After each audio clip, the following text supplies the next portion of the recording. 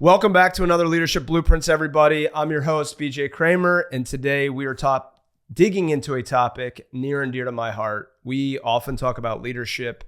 I talk about the need for self-awareness to be a part of leadership, and leading yourself first is the first step in leadership. And today, my guest, Jill Macauley, who is an old friend, and is very old in age, and the Chief Operating Officer of Behavioral Essentials.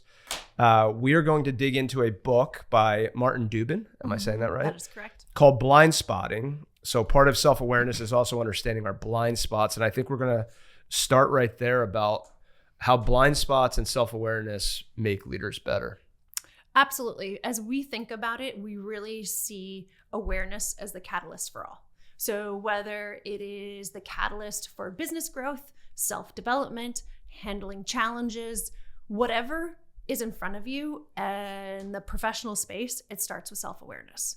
And that is the concept that our partner, Marty Dubin, the author of Blind Spotting, brought forward, is a framework to understand yourself. Because self-awareness is nebulous. It is the understanding of yourself. It's the understanding of your surroundings.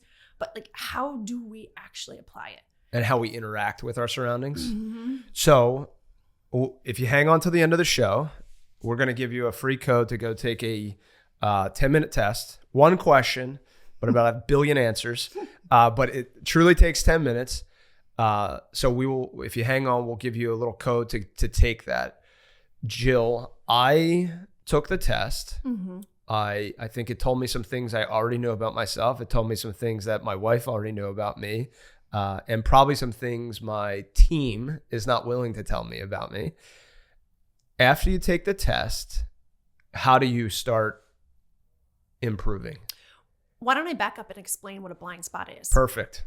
So the concept of blind spots is the same as you're driving your car, right? You know where you're going, you know where you're heading, but there's certain things you can't see as you drive. So you have a rear view mirror and you have side mirrors. Yep. We all have blind spots. And they're the things that get in our way when we are going full speed ahead and situations have changed.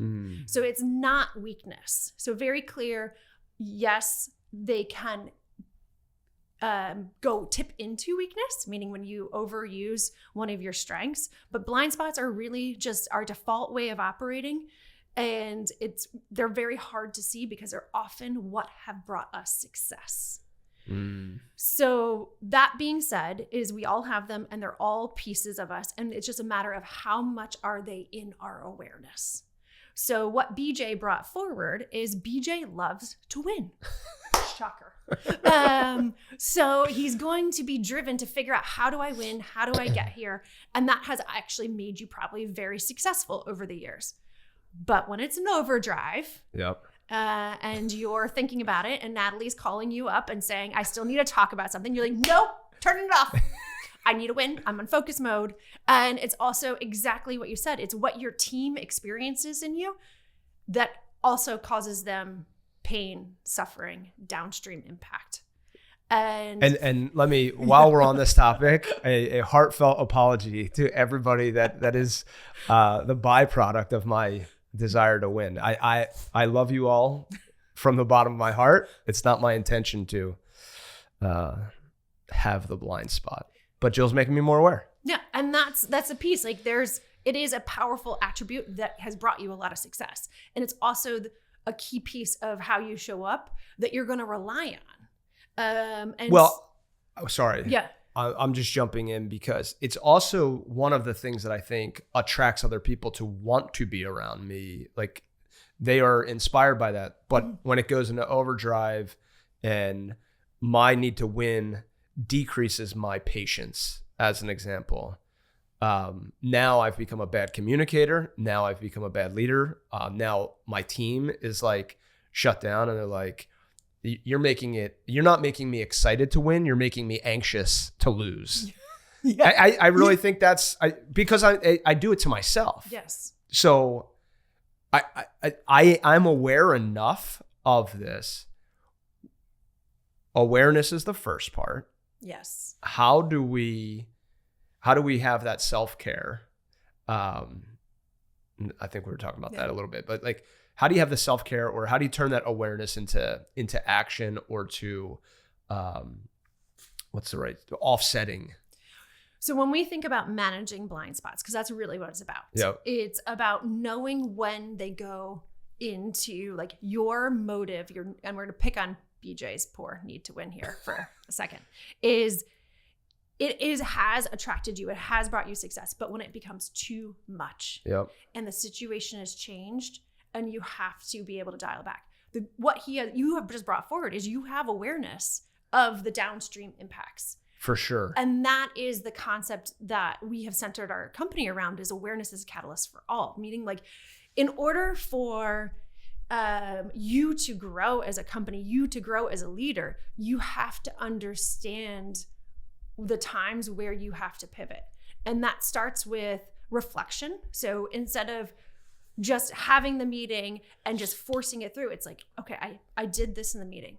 What actually was perceived by those around me? Uh-huh. What actually happened? Is it true? And am I sure? Like, pushing yourself into like, am I sure I actually communicated what I communicated? Or did something else happen? And that's also where business is not a solo sport, right? Like, you're not in it just by yourself, BJ Kraemer, doing all things. I want everybody to win. Yes. And so it is about the team environment of the team actually being a place to be like, BJ, it's happening again. Right. Because they know it before you do. And having the safety to put that on the table versus be like, there he goes again. So we got to have a meeting about a meeting because he's off and running and causing us more work. And so we have to go figure out how to scaffold around him because he's not in a place to listen and hear right now. Mm. And that's how there's a cost to blind spots. For sure. And that's the interesting piece that people pretend like, they're like, I don't need to look in the mirror. We're making money. But where are you actually losing money because you're not seeing the downstream impact of The it? CEO of EOS Worldwide, Entrepreneurial Operating System, Mark O'Donnell, shout out to Mark. He was our first EOS implementer. And he said, if you're fighting fires every day, go look in the mirror for the arson. And That's beautiful. Isn't it? Yeah. It's like, so I think that's another form of self-awareness, is like, hey, you always have to be looking in the mirror. And as my company grows and the leader I'm trying to become, and in order to allow other leaders to grow, like, that's where I'm focused right now, is how do you empower people around you to step up? And it's why I'm so focused on how I'm being received, because I say I want to empower you, but is there something I'm also signaling that I don't trust you with the risk, or I don't think you're quite ready, or what is it that I'm signaling to you that is something different than what I think I'm telling you or Yes. I'm asking of you. So I don't mind being the recipient of our diagnosis today. But don't you think you're rare?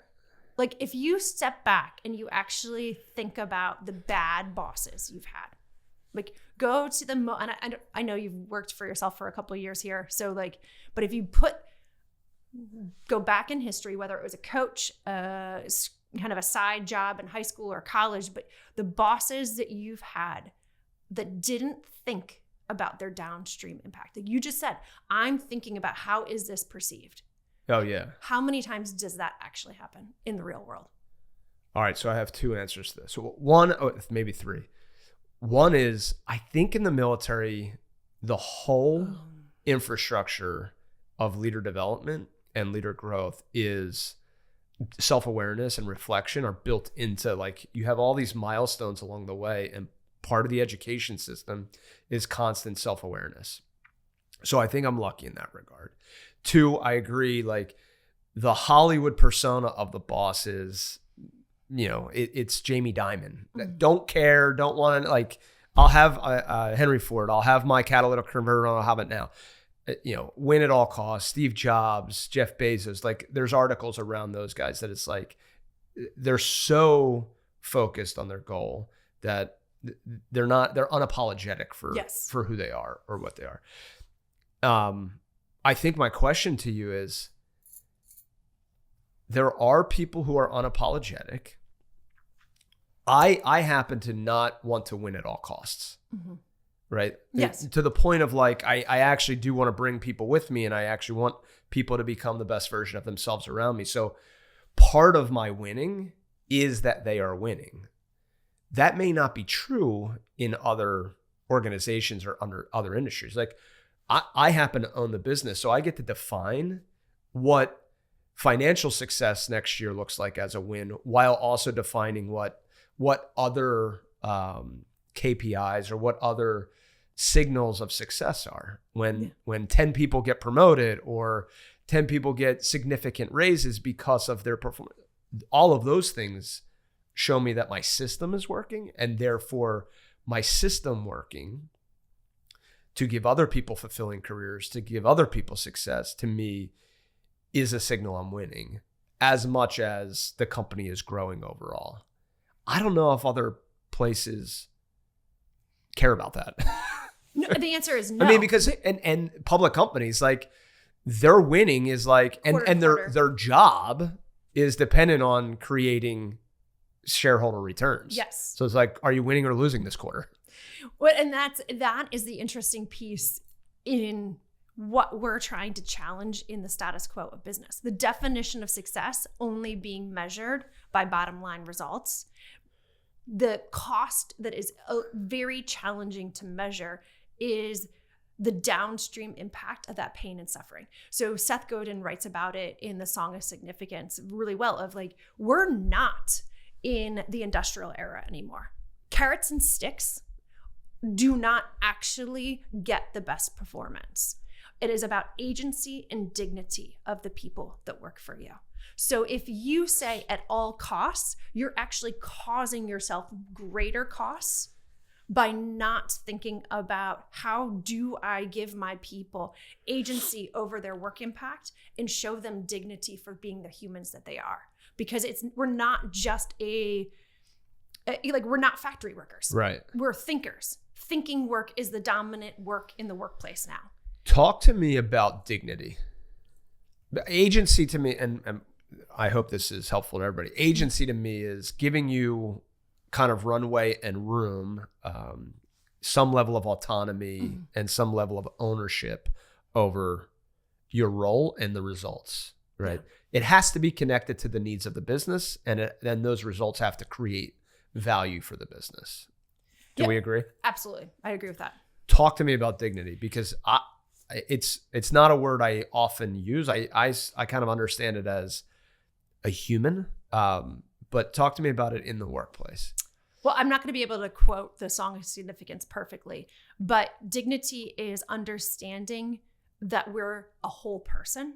Okay. We're just not a means.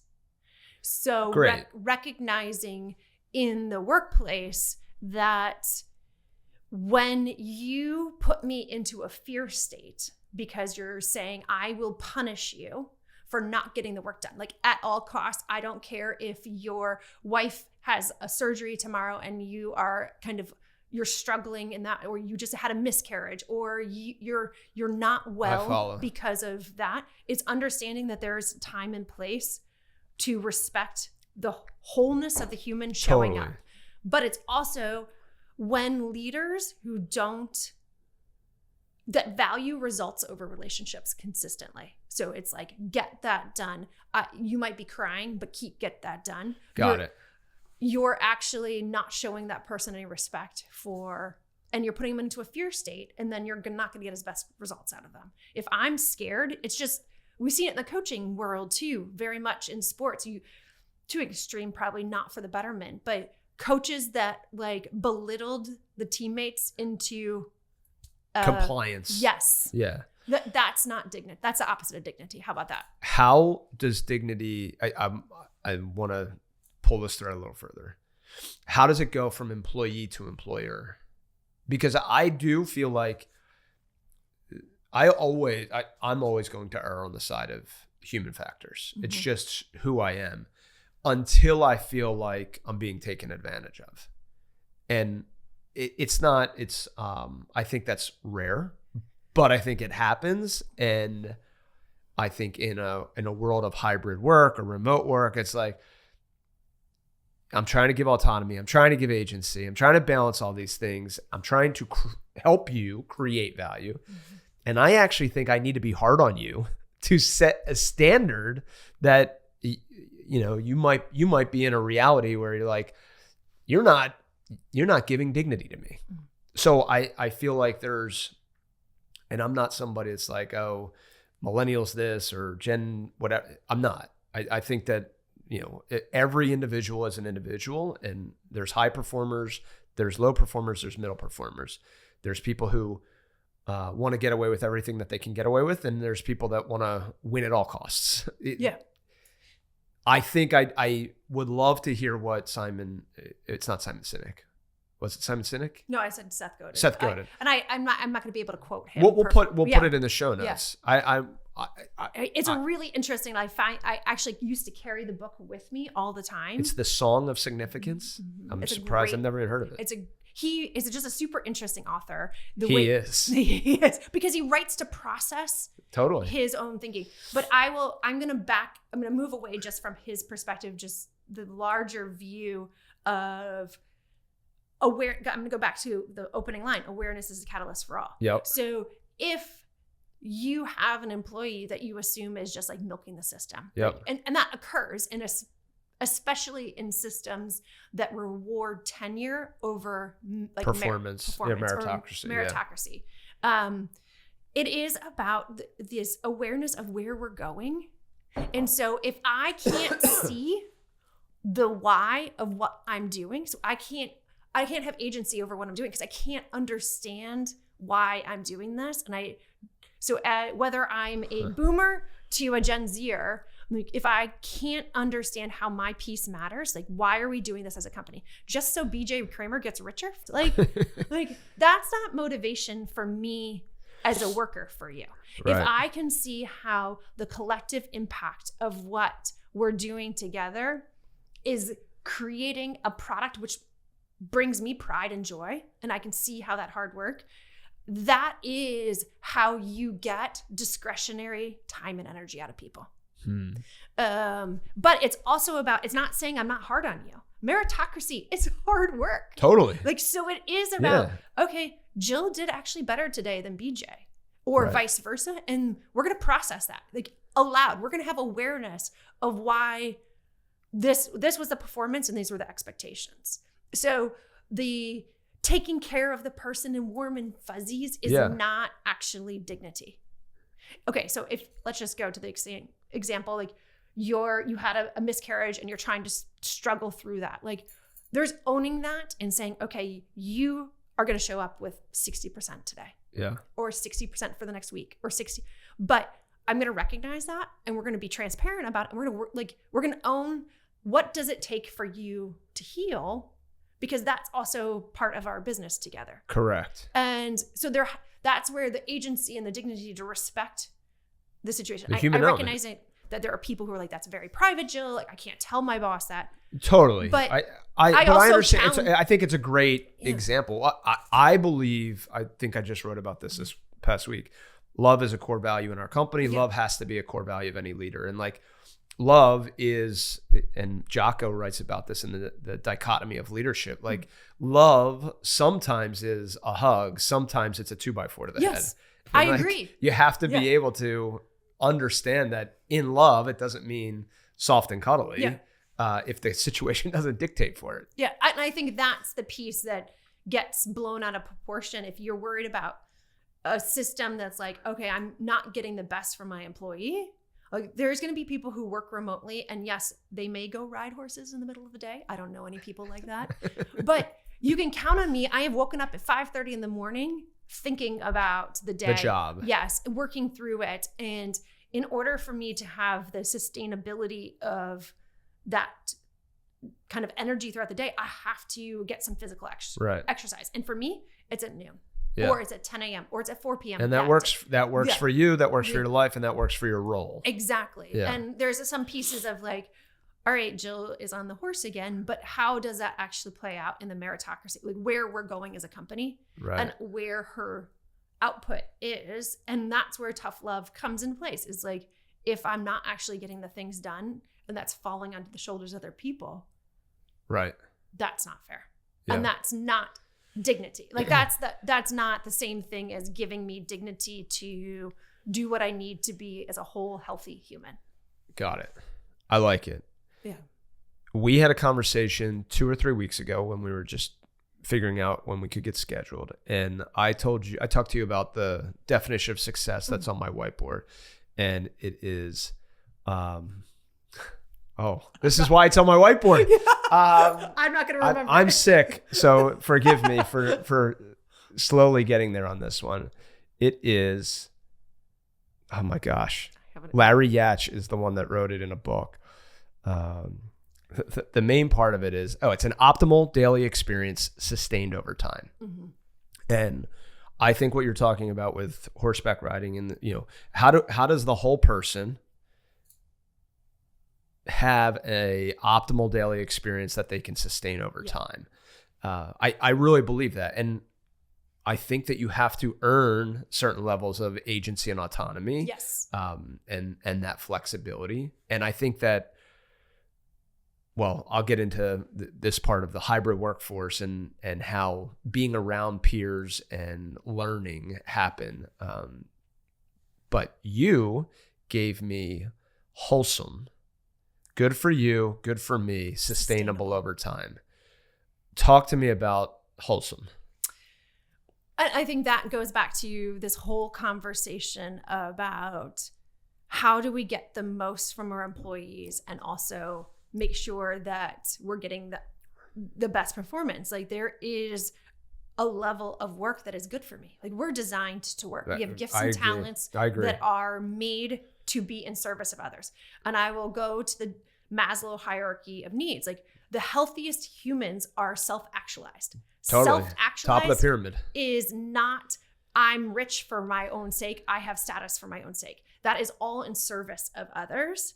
And so as we think about good for me, good for you, and sustainable, there is recognition in a business at certain times where we have to pull 80-hour weeks. Like that's not sustainable. Totally. But it's good for the business to have someone giving 80 hours. So there has to be honoring like, what does the business need? What can I offer? Yep. Because we also know that joy comes from hard work. Joy comes from meritocracy. Joy doesn't come from hitting easy buttons along the way. Totally. So that's good for me to work hard. It's good for me to stretch into the growth zone. It's good for the business to have people who are working hard and stretching into the growth zone. It just has to be done at a cadence that is sustainable. And there are times, like if you think about it in music, there are times where the drum beat goes faster, but the drum beat is... It's so funny. I wrote about this in my grad school. It was strategic human resource management. And I was a swimmer. I was comparing how, and we got the Olympics going on right now. So this is a good analogy. Swimming, you would work really, really, really hard. And then you would taper and then you would compete. And then after competition, you would kind of back on ramp. But it was this constant work really hard, improve, perform, recover, work really hard, improve, perform, recover. And I think that every business is trying to find, I always said like, not every business has that, like the 4-year Olympic cycle is what dictates most swimmers' development. And then, you have annual and I'm going from grade school to high school, but like you have this very predictable seasonal approach. And it's called periodization in your training, your tapering, and your competing. Finding that in a business rhythm, like, accountants have it because they have a tax season. It's like, I was just with an accountant. He's like, I'm not going to be able to do anything for the next 2 months. So they take their vacation right before and they take their vacation right after because they're going into performance season. Yes. What do you do in a business that doesn't have that? Well, I want to talk about that metaphor because I think actually nature teaches us the same thing. There is spring where, things are blossoming, growing. Yeah. There is summer where it's in full swing bloom. And then there's fall to harvest.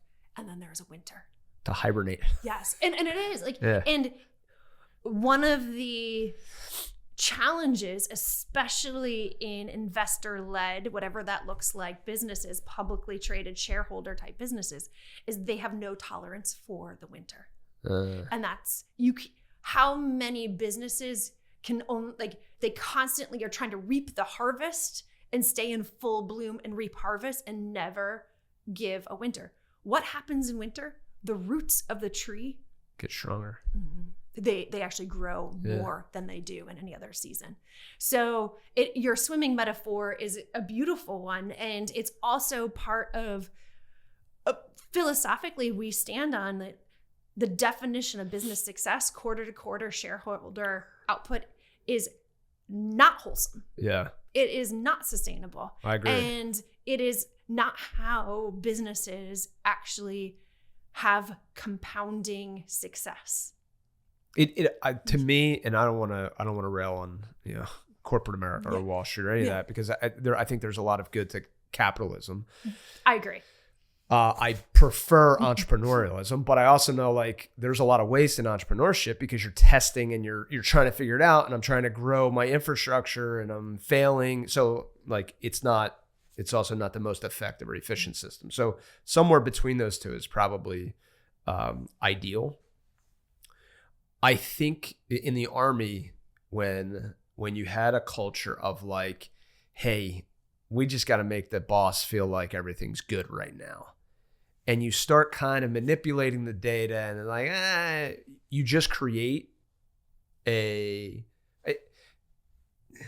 not totally dishonest. It's just like you're making decisions on what they need to know and what they don't need to know. And it's not setting you up for long-term It's not success. transparent. Yeah. And everybody now is like, which game are we playing? Are we playing the long game, or are we playing the short game, or are we playing the make the boss not ask us question game? Like, and it's a little bit of what you were saying, people building scaffolding around me. If I flip my lid because I'm having a bad day and we're not winning today, and like now all of a sudden there's something going on around me that like now they're playing a different game. Mm-hmm. So I err on the side of transparency. There are times where transparency is not in the best interest of everybody. Mm-hmm. It's like too much information. Talk to me about that. Well, I think it's also about understanding where are we going, and that story is different. So actually, as a company, we're owned by a hospitality company. Yep. The hospitality company has frontline ice cream pourers. Yeah. And then they have, executives. Executives. Yeah. There is understanding the future of that hospitality company is very different than if I am an 18-year-old pouring ice cream in a zoo. Right? For sure. I want to understand that company is committed to growth, and there is an opportunity, if I was to stay in hospitality, for me to grow because the company is growing and there's more opportunities, and it's just like a healthy place for me to be thinking about how am I going to pour my ice cream best. Yeah. I don't need to know what that growth looks like, and I don't need to know it on a week by week 4K, right. Yeah. Dashboard. I need to know if this account is struggling because attendance to that zoo or aquarium or museum or cultural attraction is down, and now I don't have as many hours. My growth looks different. And that's something I can't control, but that's understanding our destination is to be a hospitality company and make magic moments that create lasting memories. So if I know that I'm just going to pour my ice cream and I'm going to add you extra sprinkles or do something really fun, and that's going to be rewarded because that's I just created a magic moment for you. Yes, and that's what I need to know at that level. I can earn our reputation at the front line. Yeah. And I can also know that this is a bad month for the account that I'm working in. And so every moment matters even more. Yeah. Because people aren't visiting as much. And so therefore per cap spending is down. Like the frontline employee's not going to know per cap spending, but like they're going to know they're not getting as many hours. Yeah, exactly. So that's how it matters to them. It doesn't matter that, again, that week's they're managing a bank meeting with Wells Fargo that week. Like, right. Yeah. There's just, but it's our line of credit is. Yeah, exactly. Those are things peak. You don't need to know at that level, but you know the destination. So awareness of the destination. That I think a lot of people forget about awareness of the organization, and they forget that there's like the organization's bigger than any one of us. Like, even the company you own is bigger than BJ Kraemer. No doubt. And so knowing that it's going to like live beyond you. And if your North Star is the company and the company's impact, you'll be able to weather the like shareholder investments, the kind of whether fundraising or whatever you're doing in that moment to paint a picture, because that long-term vision still is coloring the management of the shareholder for the moment. Yeah. It's when the North Star becomes a human and it's kind of like an in the moment decision. I think that's great. All right. I'm going to go a little further back. I think I said the name. Talk to us about who Martin Dubin is and how you guys chose to partner with him to take his work and turn it into really this engagement strategy for helping leaders become more aware. We're actually a 21-year-old company. Okay. March, we're about to celebrate our 22nd birthday in March. Happy birthday. I know, it's so exciting. We're legal. But Marty is actually a partner that we met through an angel investing venture company. Huh. So we have always leaned into the use of tools like blind spotting to help people see themselves better. And when we met each other, he was very kind of dissatisfied with the executive coaching realm. He's a PhD psychologist and was like, there's not a framework for understanding awareness. And so he, coming out of COVID, had retired from executive coaching. He had been a CEO as well of a managed care company. So he had kind of lived multiple lives and was just very much struggling on like the framework to understand this and to process this. So he brought together this concept that self-awareness model starts with how you identify yourself and how you behave, because that's how we experience each other externally. Yep. But then it starts to go further and further inward. So what is your intellectual capacity, your emotional capacity, your personality? There's pieces of those that are pretty fixed. Like, I am not going to be a perfect 1600 on my SATs. You and me both, sister. Yeah. Just we're past that phase. We're past that phase. Yeah. A little scrappy person trying to, get my way through school. And the other piece is then our motive. And so that's the blind spotting assessment. He brought the model and he was like, how can we make a tool with this to help people actually get the concept that we all have blind spots? Because he kept hitting into blind spots in those areas, both as a clinical psychologist, a CEO himself, and then when he transitioned to kind of a robust career in executive coaching, especially in Silicon Valley. And so that's our history. Like, the book is a great read and does not read as of like, these are all the companies I worked for. It reads as some stories, all names are changed, and the goal is for you to start being like, is that me? I agree. I haven't gotten through it all yet.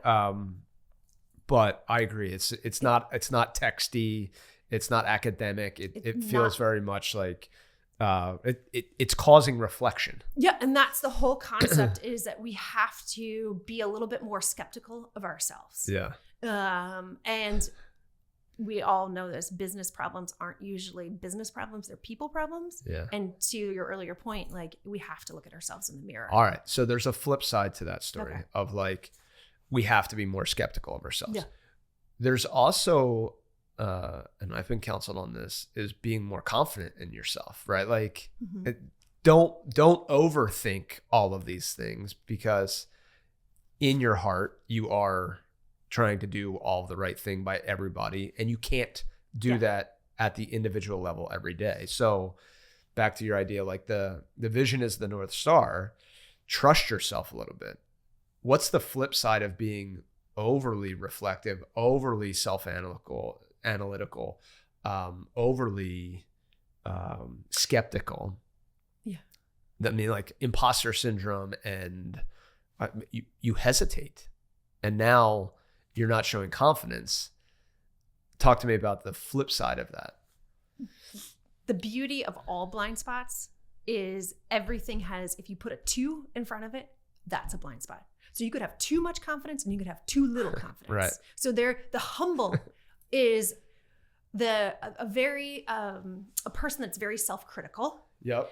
is often your greatest worker, because they've already beat themselves up tenfold before you even have to give them feedback. And they're constantly trying, and they also don't want anyone else to experience the voice that's in their head. So they tend to be even kinder to the others around them because they know what it's like to have that voice in their head.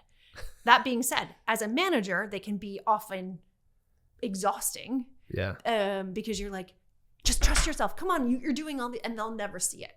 So there's the extreme levels. Yeah. And there's the extreme of confidence. I lend to myself to being a more confident person. I trust myself in most scenarios. And as my good friends would say, Jill often answers a question with such confidence, but she has no idea what she's fucking talking about. Today I know all the things I'm talking about, just to be clear here. She's an expert. But it's like this weekend I was with college girlfriends, and I would answer the question of where to go. And my friend Steph was like, she has no idea where to go because she answered it with too much confidence. But like that's a flip. So back to the dichotomy. Yeah, and it's always about the person that if their blind spot is likely to tip over with too much confidence, how do we practice listening and hearing? Right. And then if your blind spot is to tip over and be too humble or to ruminate way too much, how do you have faster decision making? And that's a person to person level. Like there's no like perfect answer. Like my blind spot is too much confidence. Yeah. I believe all things are possible. Let's just make it all happen. Like I can go idealistic real fast. And I know that about myself, and my team knows that about me too. There's a little bit of like, all right, like, no, they will have to intervene. But also there's a part of me that I've learned too, that my self-confidence is a self-armor. I can walk in and be like, you put on your pants one leg at a time too. So I'm going to do this. And it's my preparation to go into battle. Yeah. Watch me. Yes. And I'll prove it to you. But why am I leaning towards that? And how is it causing me to be less vulnerable? Because then I'm missing the subtleties sometimes of the environment. So that is the complete juxtapose of confidence. Like there are times where that reflection is critical for, again, the question is it true and am I sure? Right. Both on the greatest level of confidence and the most self-doubting person. And that's the reflection question. I like it. We didn't talk about your career. So now that you've hung in this long, let's quick. Jill and I met when she was Jill Davis, before she was Jill Macauley. She was college roommates with my wife. I was my girlfriend at the time. From Loyola, what has your career path been? And then what led you to Behavioral Essentials? I would say I was actually just talking to a friend this morning. It's been a lot of things that I never would have expected. My career path is all jobs I did not know about when I was graduating from college. I didn't know that I started off as actually a fundraiser at our alma mater because I happened to have been class president and involved in a senior class gift campaign. So I was like, this is easy enough. I love this college. Makes sense. Yeah, I'll just go stay here. Keep the party going. Yeah, I'm just going to stay in college and I'll just work as a fundraiser. And that interesting environment was in the 07, 08 recession. So I started off as a fundraiser, marching up and down the streets of New York City, asking people to give me money in 07 and 08. Like very interesting timing. And it was also, I was told at that point in time, I got hired and I never got a raise in those 4 years I worked there because it was a hiring freeze and salary freeze.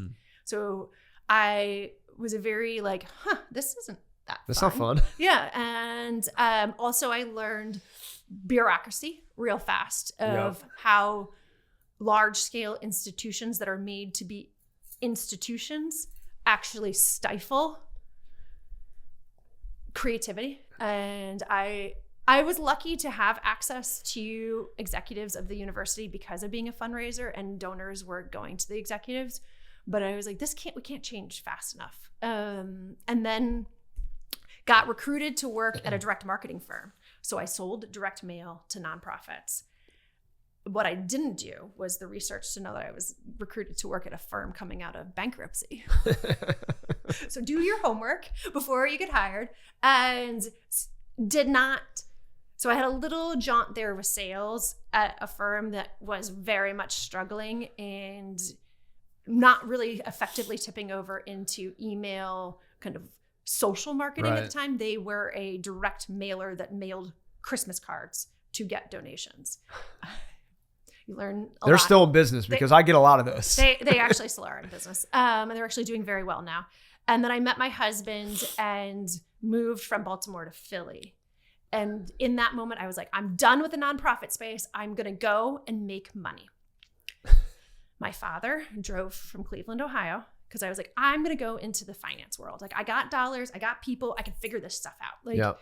And he was like, he drove and he was like, listen, your mother and I have never made careers out of just trying to make money. We made careers in service of others. You need to figure out how you have a career in service of others and not worry so much about the salaries. I still worry about the salaries, but we like nice things. But I have horses. They cost money. But that was a very much a turning point of thinking about how can I go to bed every night knowing that there is some impact of my work that helps others, that's in service to others. Versus Jesuit education. Absolutely. And then even in that midst, I took another sales job. I got fired. Well, I quit preps before the words she was firing me came out of her mouth. I tried to sell legal conferences.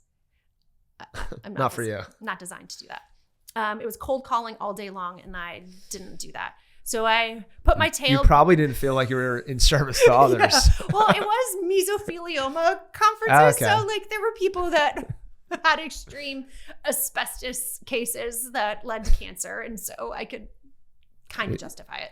And then ultimately went to the competitor of the direct marketing firm that was in Philadelphia from the firm I was in Baltimore. Okay. In a chance of an informational interview.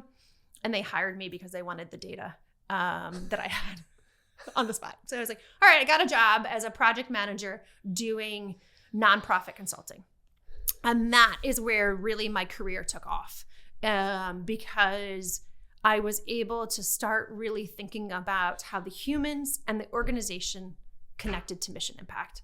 I did a lot of fundraising consulting, a lot of strategic planning, business planning, board retreats. You said humans and mission connect? Mm-hmm. So humans and the business and the structures, that all comes together in leadership.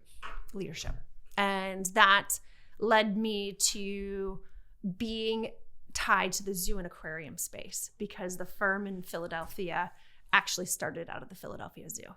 It started in the late 80s, early 90s by a bunch of that team members. They had full-time jobs at the zoo and they started this firm, which then fast forwarded, I started consulting for the hospitality firm that owns BE because they were in the zoo and aquarium space and we were doing strategic and business planning that led to them getting more clients. And so they were like, how about you help us as a company? And that journey kept escalating to the point of in 2021, I was like looking for a change, not sure where to go. And they offered me an opportunity to go into kind of the ecosystem, and BE is owned by them, and landed as COO of BE. But again, I didn't even know firms like this existed. Yeah. When it's actually a huge space. Yeah, it is a huge space, but it's not something when you're 22. No, you don't think about it. I thought I had to go the traditional psychology route. Like I actually got my master's in psych. In that journey, I was like, I'm not designed for just one-on-one work. That's the beauty of our firm is we have people who are so gifted at the one-on-one space. And then we have people who are gifted at the org space. Yeah. And that like seeing that ecosystem. So give us the elevator pitch for BE. So we are a workforce development company where awareness is the catalyst for everything we do. And it's simply put is we work on the individual, the team, and the organizational level of helping people become more aware. And then that leads to growth, success, and impact. It's a pretty concise mission statement. You got it. Working hard. Hold on. You hit the hospitality one earlier, though. Oh, you talked about creating magic moments. They've been a client for a long time. So that's somewhere in there too. Yes, exactly. I can't name all of my clients like pitches, but I do most of them. All right, rapid fire questions. Okay. You hit the Seth Godin book, but any other books besides Blind Spotting and Seth Godin's? It was Song of Significance, right? Any other books that are like game changers in your personal library or that you gift to other people?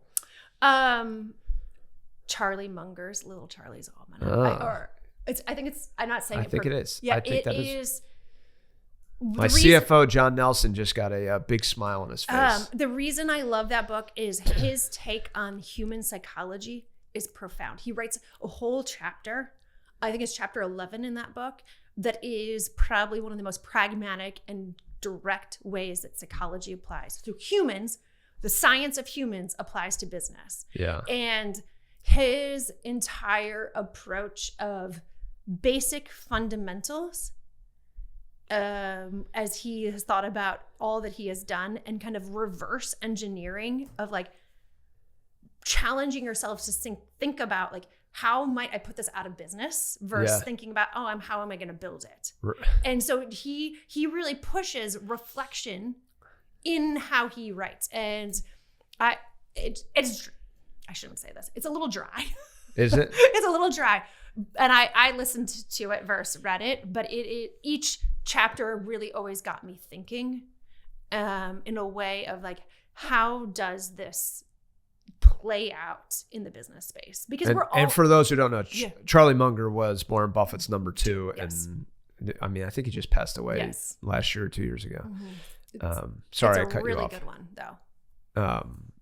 I funny enough, I've read snippets of it. I don't have that book. So I'm going to have to order it today. No. Any favorite quotes? Oh God, I don't. I simply just keep coming back to, well, here, I'll say this. Greater understanding dissolves conflict. Quote by our CEO, Rick Braden. And the reason that's important is you can't have greater understanding unless you understand yourself first.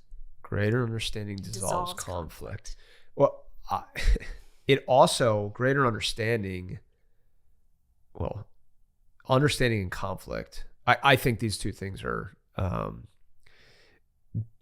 diametrically opposed right now in society because nobody's focused on wholesome, good for me, good for you, sustainable over time. So until we agree that that is the goal, it's a I win, you lose, or you win, I lose, instead of how do we both win and make it sustainable over time. So I love what's your book? So that's Rick Braden. He's the CEO of Behavioral Essentials, said that. Go Rick. Yeah. I like it. If you could have dinner with 3 people dead or alive, who would they be? Brené Brown, Simon Sinek, and Angela Duckworth. A big TED Talk gathering. Yeah. But they're all they are profound. All around the lens of people and how we do work that pushes us into a kind of fullest delivery of our gifts and talents. So they're all people who challenge the status quo, push you to be reflective of yourself, move so you can kind of experience the fullest of life, like grit from Angela Duckworth to vulnerability. And then it just start with why and leaders eat last. Yeah. It just, all of those. Like, I think it would be, that's a strong squad. Yeah. Take them. All right. Invites out to yeah. All of you, I'm joining this dinner. Yeah. I look forward to I'll host it. Yeah. Anything we didn't cover that you wanted to make sure we hit? I really want to know what you personally are going to think about based on your blind spotting assessment. All right. Good question. Well, let's go back to it. I know that win at all cost is actually not good for me. The winning mindset is, I know that it is the operating system. I think it said basically the operating system I'm running on all the time. So we could start there. I know that there's a time and a place, and everybody needs to understand the definition of what is winning in this task, in this project, in this vision.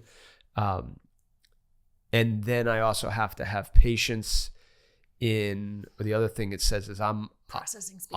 My processing speed is very, very fast. Which, to Charlie Munger's credit, this is where I learned it.